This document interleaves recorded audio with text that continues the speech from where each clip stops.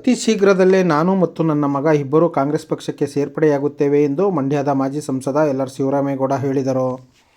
ಅವರು ಮಂಡ್ಯ ನಗರದ ಅಮರಾವತಿ ಹೋಟೆಲ್ ಸಭಾಂಗಣದಲ್ಲಿ ಸುದ್ದಿಗೋಷ್ಠಿ ನಡೆಸಿ ಮಾತನಾಡಿ, ನಾನು ಈಗಾಗಲೇ ಕಾಂಗ್ರೆಸ್ ಪಕ್ಷದಲ್ಲೇ ಇದ್ದೇನೆ.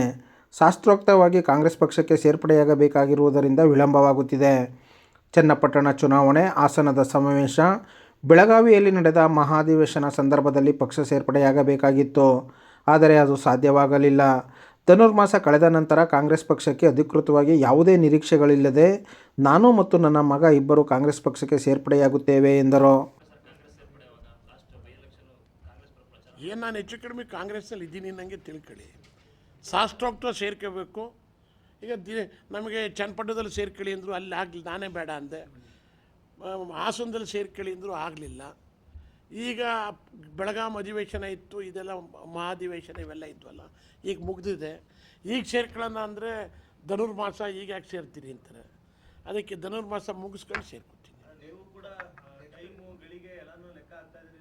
ಮೊದಲಿಂದಲೂ ಲೆಕ್ಕ ಹಾಕ್ತೀವಿ. ನಾನು ಯಾವುದರ ಆಕಾಂಕ್ಷೆನೂ ಇಲ್ಲ. ಕಾಂಗ್ರೆಸ್ ಪಕ್ಷ ನಾನು ಪ್ರಾರಂಭ ಮಾಡಿದ್ದು, ನನ್ನ ರಾಜಕೀಯ ಪ್ರಾರಂಭ ಮಾಡಿದ್ದು ಕಾಂಗ್ರೆಸ್ ಪಕ್ಷದಲ್ಲಿ.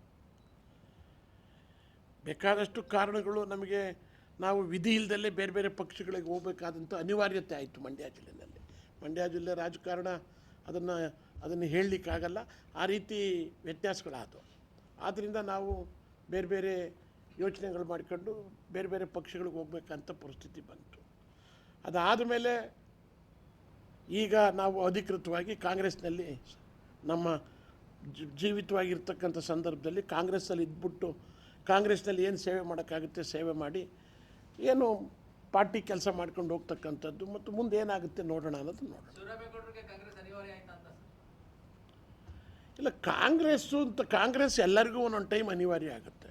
ಈಗ ಯೋಗೇಶ್ವರ್ ಇದ್ದರು, ಬೇರೆ ಬೇರೆ ಪಕ್ಷದಲ್ಲಿದ್ದರು, ಏನೇನೋ ಪಾಪ ಹೋರಾಟ ಮಾಡಿದರು, ಕೊನೆಗೆ ಕಾಂಗ್ರೆಸ್ಸೇ ಕೈ ಹಿಡಿಬೇಕಾ ಬಂತಲ್ಲ.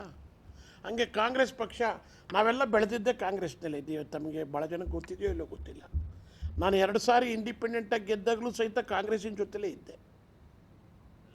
ಅಲ್ಲ ಸರ್, ಈಗ ಶಿವರಾಮೇಗೌಡರು ಬಿಜೆಪಿಗೆ ಹೋದ್ರೆ ಮಗ ಕಾಂಗ್ರೆಸ್ ಅಲ್ಲಿ ಇರ್ತಾರೆ, ಈಗ ಮಗ ಬಿಜೆಪಿಲಿ ಇದ್ದಾರೆ, ಅವರು ಯಾವಾಗ ಬರ್ತಾರೆ? ಇಲ್ಲ, ನಾವಿಬ್ಬರೂ ಸಹಿತ ಬಿಜೆಪಿನ ಬಿಡುವಾಗಲೇ ಹೇಳಿದ್ದೀವಿ. ಬಿಜೆಪಿಗೆ ರಾಜೀನಾಮೆ ಕೊಡುವಾಗಲೇ ಇಬ್ಬರೂ ಹೇಳಿದ್ದೀವಿ, ಕೊಟ್ಟಿದ್ದೀವಿ. ಈಗ ಕಾಂಗ್ರೆಸ್ಗೆ ಇಬ್ಬರೂ ಸೇರ್ಕೊತಾರೆ. ನನ್ನ ನಾಗಮಂಗಲ ತಾಲೂಕಿನ ಜನ ನನಗೆ ಯಾವ ಪಕ್ಷನೂ ಸಹಿತ ಟಿಕೆಟ್ ಕೊಡದೇ ಇದ್ದರೂ ಸಹಿತ 2 ಸಾರಿ ಅಧಿಕೃತವಾಗಿ 3 ಸಾರಿ ಚುನಾಯಿತರನ್ನು ಮಾಡಿದ್ದಾರೆ. ನಾಗಮಂಗಲದಲ್ಲಿ, ಮಂಡ್ಯದಲ್ಲಿ 1 ಸಾರಿ MP ಮಾಡಿದ್ದಾರೆ. 4 ಬಾರಿ ನನಗೆ ಚುನಾವಣೆಯಲ್ಲಿ ಜಯ ಗಳಿಸ್ಕೊಟ್ಟವ್ರೆ. ನನ್ನನ್ನು ಯಾವ ಊರಿಗೆ ಹೋದರೂ ಸಹಿತ ನನಗೆ MLA ಗಿರೋಗೆ 25 ವರ್ಷ ಆಯಿತು. ಯಾವ MLAಗೂ ಕೊಡದೇ ಇರತಕ್ಕಂಥ ಗೌರವ ಕೊಟ್ಟು ಕರೆದು ಕೂರಿಸ್ತಾರೆ. ಅದಕ್ಕೆ ಅವಕಾಶ ಮಾಡಿರೋದು ಮಂಡ್ಯ ಜಿಲ್ಲೆ ಜನ ಮತ್ತು ನಾಗಮಂಗಲದ ಜನ. ಅದಕ್ಕೆ ಅವ್ರು ಸೇವೆ ಮಾಡ್ಕೊಂಡು ಸಾಧ್ಯವಾದಷ್ಟು ಇರೋದು.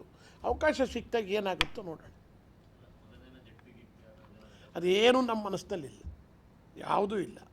ಒಟ್ಟಿನಲ್ಲಿ ಜನಕ್ಕೆ ಕೆಲಸ ಮಾಡೋಕ್ಕೆ ಈಗ ನಾವು ಇವಾಗಲೇ ಒಂದು ಲೆವೆಲ್ ತಲುಪಿಬಿಟ್ಟಿದ್ದೀವಿ. ಈಗ ನನಗಾಗಲೇ 70 ವರ್ಷ ಹತ್ತತ್ರ. ಆದ್ದರಿಂದ ಪಕ್ಷದಲ್ಲಿ ಇದ್ದುಕೊಂಡು ಕೆಲಸ ಮಾಡ್ಕೊಂಡು ಹೋಗೋದು. ಈಗ ನೋಡಿ, ನಾನಿಲ್ಲಿ ಬಂದೆ, ಭಾಳ ಮುಖ್ಯವಾಗಿರ್ತಕ್ಕಂಥ ವಿಚಾರ ಏನೂ ಇಲ್ಲ. ನಿಮ್ಮನ್ನೇನೋ ಭೇಟಿ ಮಾಡಿಸ್ಬೇಕು, ನಿಮ್ಮ ಜೊತೆ ಒಂದು ಕಾಫಿ ಕುಡಿಬೇಕು, ಒಂದು ತಿಂಡಿ ಏನಾರು ತಿನ್ನಬೇಕು ಅಂತ ಆಸೆ ಹುಟ್ಟಿತು.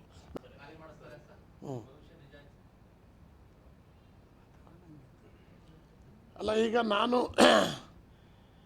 ಸಹಿತ ಮರು ಚುನಾವಣೆ ನಡೀತಕ್ಕಂಥ ಸಂದರ್ಭದಲ್ಲಿ ಯಾವ್ಯಾವ ಕ್ಷೇತ್ರದಲ್ಲಿ ಏನೆಲ್ಲ ಆಗುತ್ತೆ ಅಂತ ಸ್ವಲ್ಪ ಅನುಭವ ಇರುತ್ತಲ್ವ.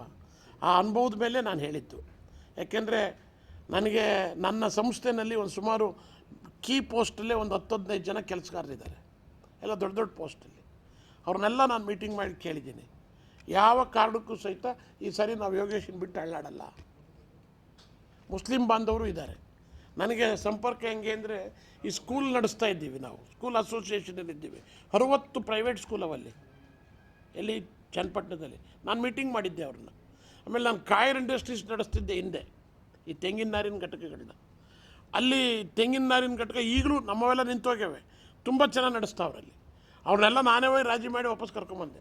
ದಳದಲ್ಲಿದ್ದರು ಅವರೆಲ್ಲ. ಅವರು ಒಂದು ದೊಡ್ಡ ಅಸೋಸಿಯೇಷನ್, ನಾನು ಅಧ್ಯಕ್ಷ ಆಗಿದ್ದೆ ಸ್ಟೇಟ್ಗೆ, ಈಗಿಲ್ಲ. ಅವ್ರನ್ನೆಲ್ಲ ಕರ್ಕೊಂಬಂದು ನಾನೇ ರಾಜಿ ಮಾಡಿಸಿದೆ, ಕರ್ಕೊಂಬಂದು ವೇದಿಕೆ ಎತ್ತಿಸಿದೆ. ಚನ್ನಪಟ್ಟಣದ ಚುನಾವಣೆಯಲ್ಲಿ ಅದೆಲ್ಲ ಗೊತ್ತಿತ್ತು.